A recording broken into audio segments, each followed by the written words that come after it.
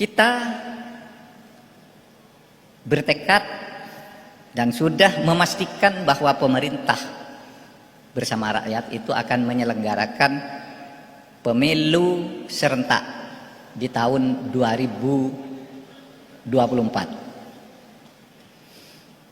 Pertemuan malam ini penting karena kita belum lama dikejutkan oleh isu adanya penundaan pemilu karena putusan pengadilan Jakarta Utara yang memenangkan gugatan sebuah partai, yaitu Partai Prima, dan meminta KPU untuk menunda pemilu sampai tahun 2025. Di sini ada dua aspek hukum. Satu, menurut hukum biasa,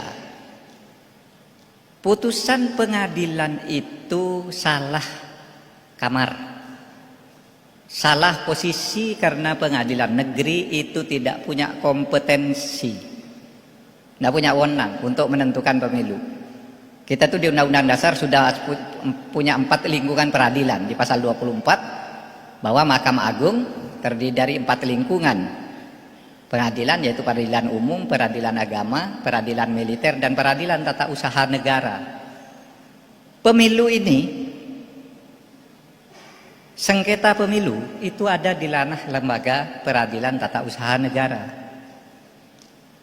Partai Prima itu kalah, dianggap tidak memenuhi syarat oleh KPU untuk ikut pemilu. Gugat ke Bawaslu sesuai dengan bunyi undang-undang. Kalau kamu berselisih dengan KPU, ke Bawaslu. Kalah di Bawaslu, gugat ke PT UN, kalah lagi. Nah, ini tiba-tiba tidak ada berita apapun, tiba-tiba muncul menang di pengadilan umum. Nah, di sini salah kamar, karena pengadilan ini mengadili urusan pemilu yang sudah diputus oleh pengadilan sebelumnya.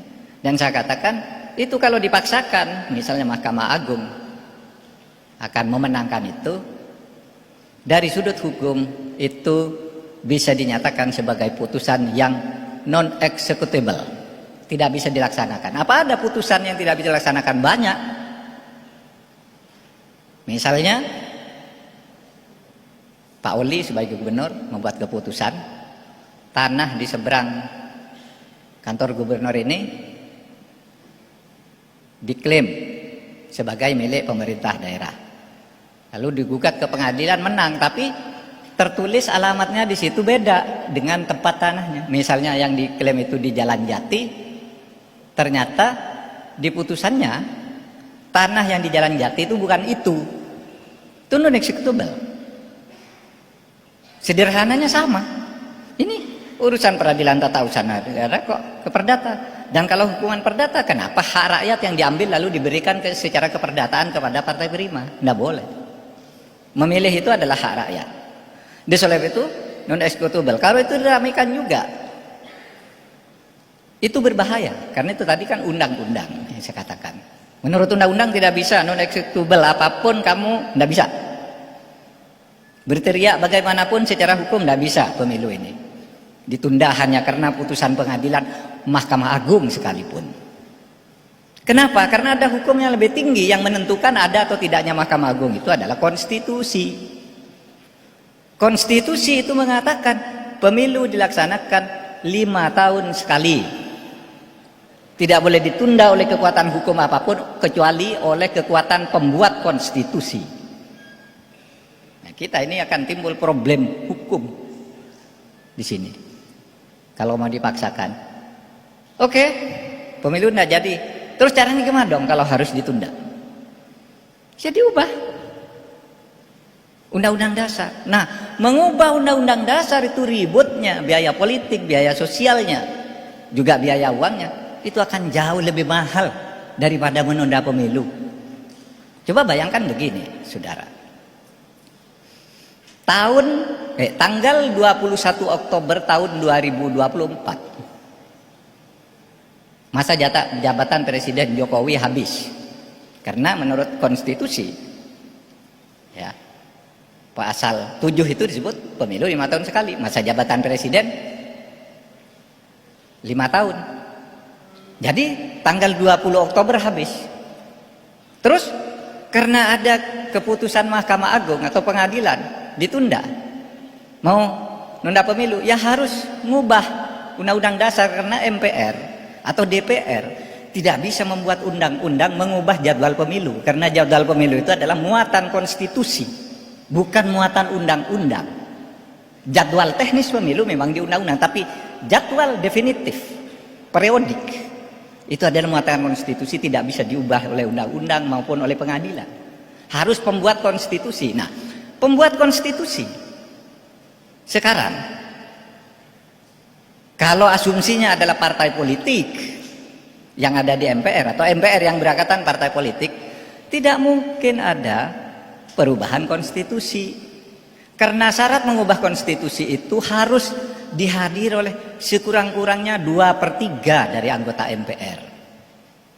Nah, kalau sekarang mau ada perubahan jadwal pemilu, lalu MPR mau bersidang, yuk sidang yuk. PDIP tidak mau hadir, tidak mau saya.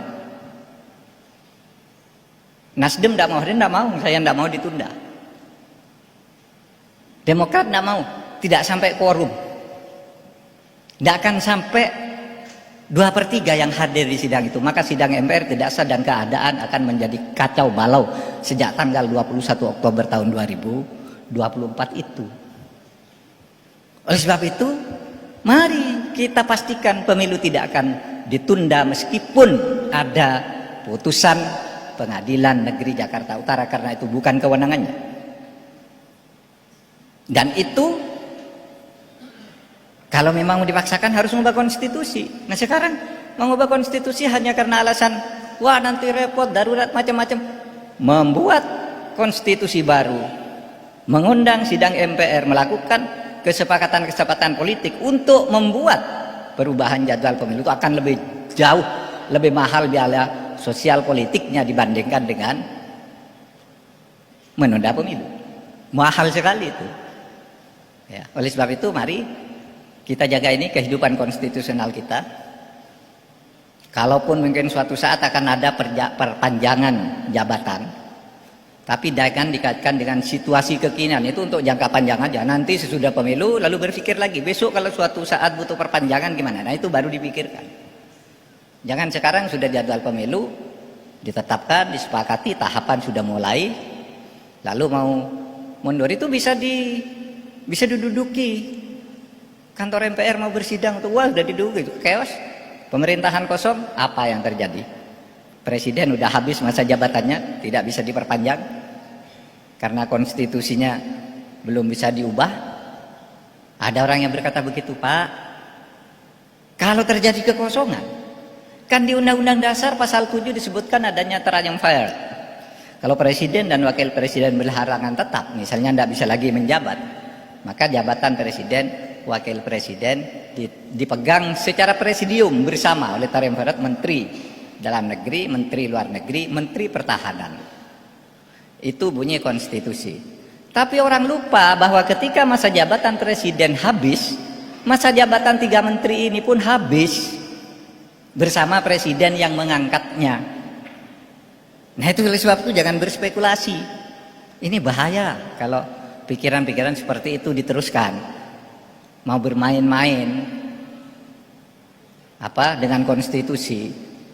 Itu nanti pertumpahan darah seperti beberapa peristiwa penting yang terjadi tahun 65, tahun 98, meskipun tidak terlalu besar tapi ada peristiwa-peristiwa mengerikan. Gedung MPR diduduki, ada peristiwa dukun santet, pembunuhan di mana-mana, kacau. Itu biaya politiknya mahal. Oleh sebab itu mari kita pilih yang murah, yang aman dan nyaman dengan berpikir bahwa pemilu itu adalah untuk mencari pemimpin bersama, bukan untuk saling menyingkirkan, karena kita itu berbeda-beda tetapi tetap ingin bersatu. Nah, oleh sebab itu karena berbeda itu ingin bersatu, jangan sampai terjadi apa yang sering kita sebut sebagai politik identitas. Politik identitas itu identitas primordial dijadikan alat untuk menguasai dan kemudian mengekam mendiskriminasi kelompok identitas yang lain. Nah, oleh sebab itu Saudara, identitas politik itu tidak terhindarkan.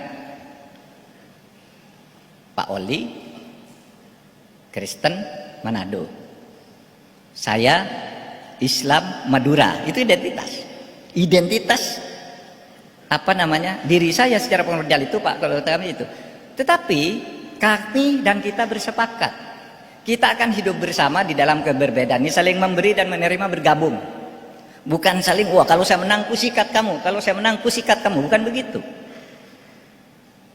Kita membentuk mekanisme musyawarah. Mekanisme musyawarah ya di DPR itu ya musyawarah.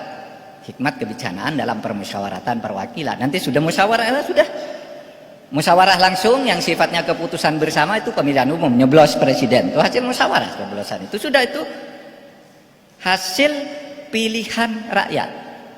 Pemilu itu untuk memilih pemimpin yang baik. Jadi siapapun yang terpilih rakyat berarti pilihan rakyat, yang kalah harus ikut mendukung atau tunduk terhadap keputusan-keputusan politik yang telah diambil oleh suara rakyat melalui pemilu itu. Nah, saudara sekalian, itulah sebabnya saudara pada kesempatan hari ini mari nanti kita berdialog dengan narasumber ini tadi.